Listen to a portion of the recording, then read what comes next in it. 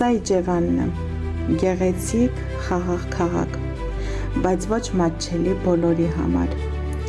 Իջևան համայնքում բազմաթիվ շենքեր, պետական կառույցներ, փողոցներ, հասարակական և մշակութային վայրեր շարունակում են մնալ անմատչելի հաշմանդամություն ունեցող անձանց համար։ Չկան թեքահարթակներ, կամ դրանք կառուցված են ոչ սահմանված չափանիշներով։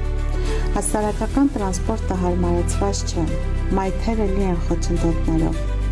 Արդյունքում հաշմանդամություն ունեցող անձինք զրկվում են ինքնուրույն տեղաշարժվելու,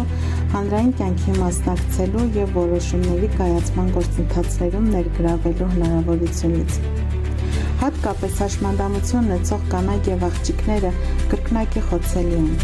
Անհասանելի միջավայրը խորացնում է նրանց մեկուսացումը, սահմանափակում է տնտեսական և հասարակական մասնակցությունը և մեծացնում է անվտանգության ռիսկերը։